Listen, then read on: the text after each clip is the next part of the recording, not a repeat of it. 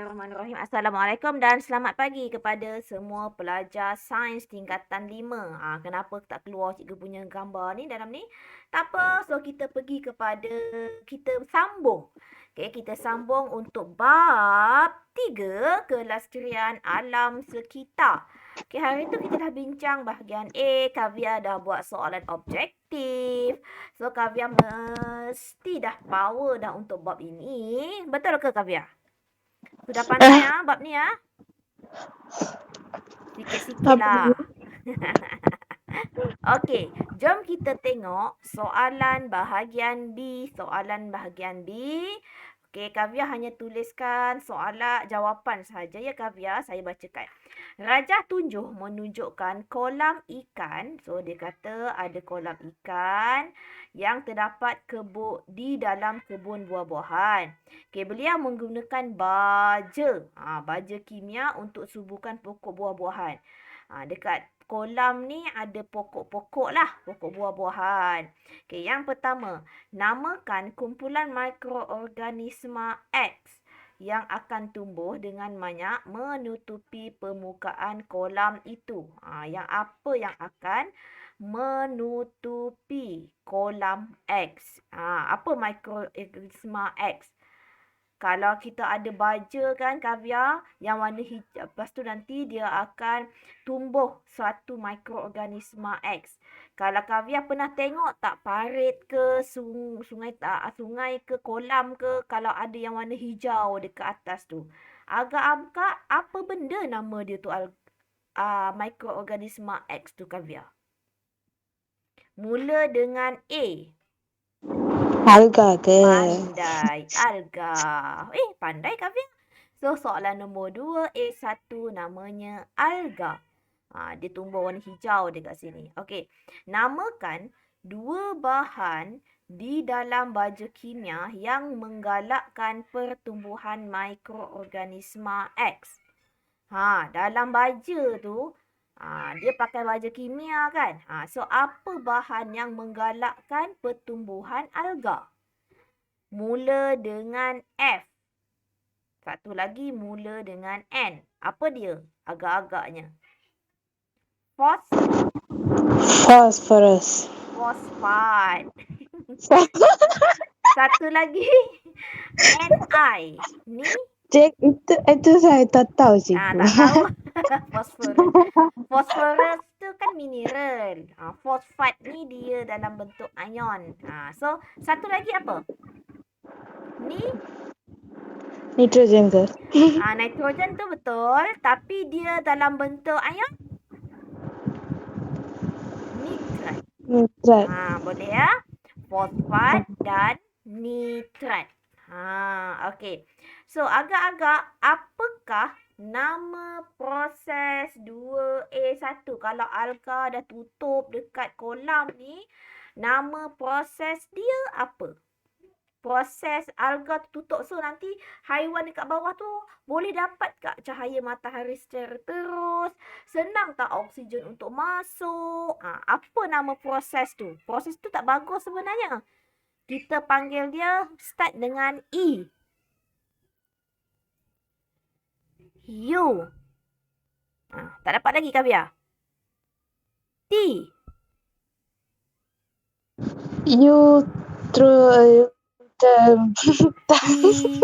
Kasih. Itu saya tak tahu. Tak tahu. Tulis. Eutrofikasi. Okey, eutrofikasi. Okey, nama proses tu kalau you nampak lah dekat kolam ke, dekat parit ke, dekat rumah you tengok ada warna hijau-hijau dekat atas. So, that is a eutrofikasi. Okey, pergi kepada soalan seterusnya. Adakah anda bersetuju sekiranya Encik Ama membiarkan sahaja pertumbuhan mikroorganisma X tersebut? Wajarkan jawapan anda. Wajar ke?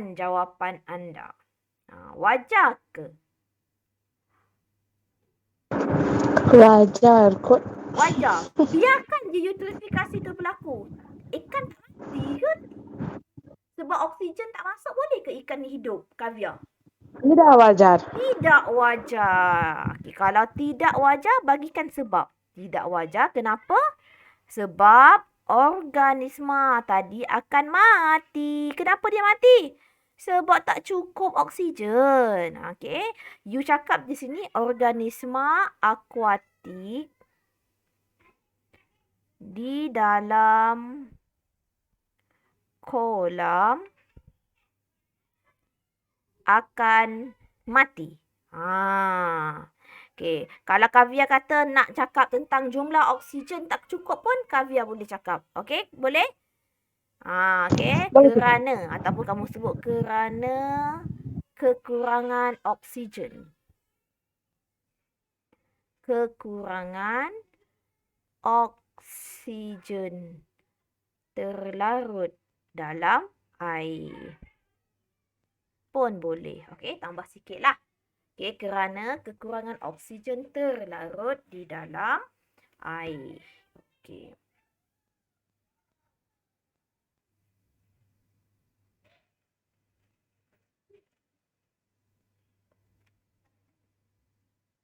Kita buat 2 soalan saja hari ni, Kavia.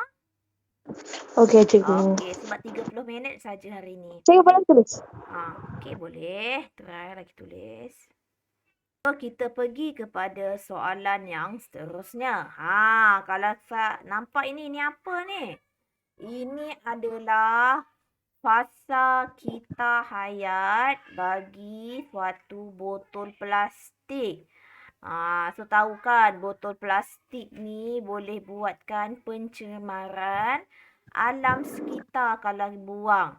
Lagi-lagi orang suka buang dekat mana? Dekat kolam, dekat parit. So apa yang terjadi? Tersumbat parit, tersumbat kolam tadi apa yang terjadi, Kavia? Akan terjadi banjir. Hari tu ingat tak rumah you banjir? Kenapa rumah you boleh jadi banjir? Kavia duduk dekat perumahan ke dekat kawasan kampung? Kawasan kampung. Lot. Dia banjir tu air naik terus masuk rumah ya? Ya. Ya, banyak tak? Banyak. Kenapa sebab jadi macam itu, Kavia? Tahu cikgu. Sebab sistem peparitan dekat kampung, lagi-lagi kampung, dia tak teratur. Kiranya tak ada sistem peparitan. Ya, kamu tahu tak sistem peparitan tu apa? Longkang. Air kumbahan tu buang dekat mana? Air singki tu buang dekat mana? Kadang-kadang dekat kampung, dia tak sama macam perumahan. Kalau perumahan, kalau you tengok kawasan perumahan, dia ada tangki, dia ada salur untuk benda-benda yang dah dibuang longkang dia sempurna. Tapi kalau kampung, lagi kalau you duduk kawasan yang rendah. Kavia duduk kat mana, Kavia? Batenan. Cangkat Jong. Jangka cuma. Cangkat Jong ke Hutan Melintang? Depan lagi. Yang ada Kaltes kan? Oh, taman tu ya? Taman Muhibah. Oh, Taman Muhibah. Anak murid saya ramai dekat Taman Muhibah, Kavia. Ya ke? Budak St. Anthony ramai kan dekat situ? Ada kot.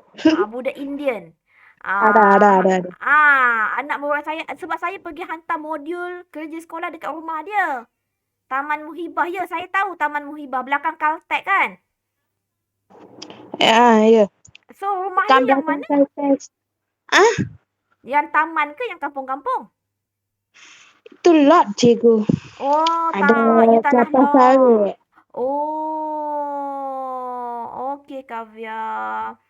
Okey. Saya pernah pergi tu. Banyak kali sebab anak murid saya ramai naik bas daripada situ pergi ke St. Anthony. Kavia pergi sekolah naik apa? Bas. Bas juga?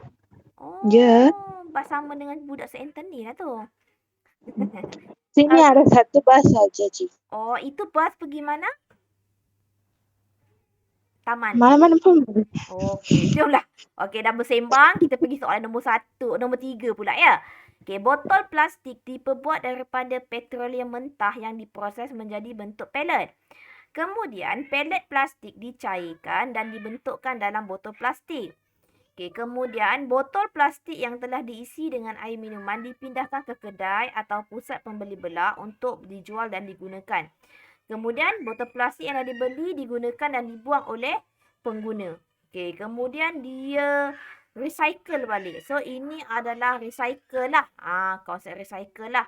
Okey, namakan fasa yang kelima. Agak-agak lepas botol plastik diguna dan dibuang, apakah yang akan dibuat untuk step yang kelima? Langkah yang kelima. Fasa yang kelima ni Kavya. Fasa apa? Orang buang, lepas tu kita lupuskan dia. So, ini namanya fasa pelupusan. Okey, fasa pelupusan. Okey. So, sekiranya, soalan B ya, sekiranya fasa kelima tidak diurus dengan baik. Maksudnya tak ada fasa pelupusan. Okey. So, dia akan memberikan kesan yang buruk kepada ekosistem alam sekitar. Huraikan satu. Apa kesan buruk tersebut?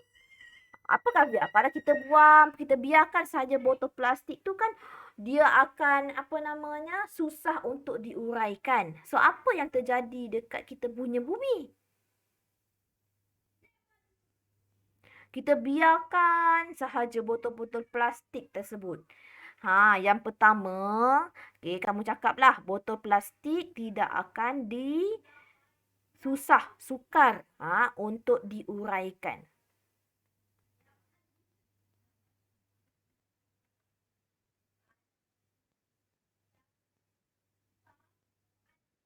Dia mengambil masa 1000 tahun untuk diuraikan. So bila setiap tahun je tambah lagi plastik, so kawasan macam dekat sungai ke sungai pun cikgu dah salah. Kawasan seperti sungai, tasik ke, okey, akan dicemari. Okey. Dan habitat dekat dalam sungai itu akan terjejas. Habitat semula jadi akan rosak. Okey, ataupun terjejas. Rosak tak nak lah, terjejas.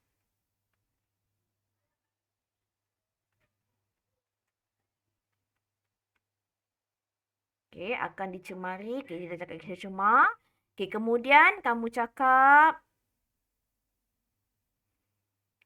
botol yang tadi kan, botol plastik yang terdedah tadi, dia terdedah dengan cahaya matahari, dia akan keluarkan satu tau. Namanya dia akan mengeluarkan gas toksik. Dia akan membebaskan gas toksik, menjejaskan kesihatan manusia.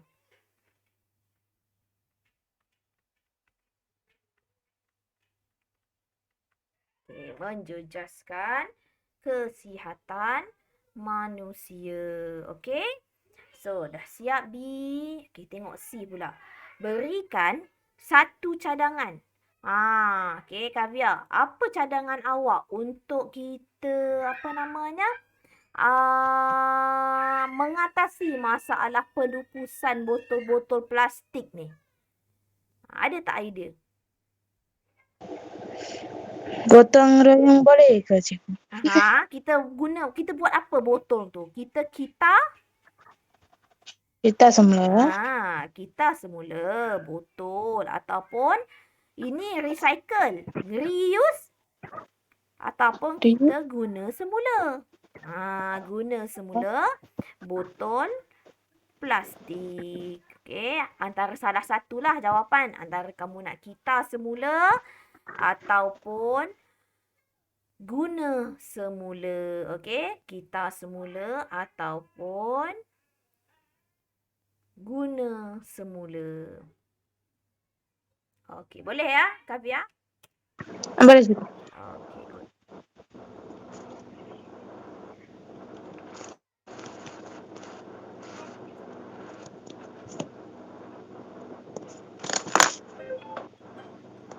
Okey, jom kita settlekan kelas kita. Satu lagi soalan, Kavya.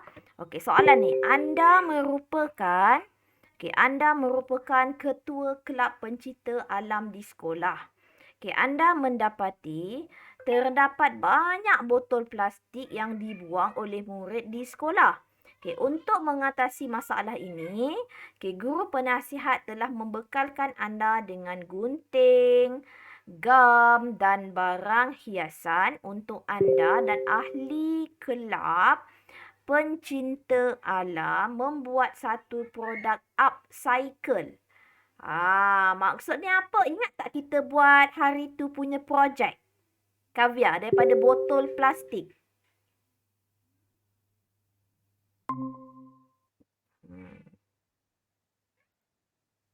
Oh, Kavya terkeluar tadi ya? Ya cikgu, Satis call. Oh, Satis tak nak masuk kelas ke? Dia pergi vaksin hari ini. You tak pergi vaksin? Ada. Dah pergi belum? Belum. Ada kelas. Cikgu punya. Alah, hai, tak apalah lah. Okey, terima kasih. Okey, kita cepat siapkan ni dulu. Okey. So, ingat tak hari tu Form 5, kita ada buat produk untuk daripada plastik. You buat apa hari tu, Kavya? Hah? Ingat tak yang mula-mula KPKP kita buat projek untuk botol plastik tu? You buat apa? Itu stationery.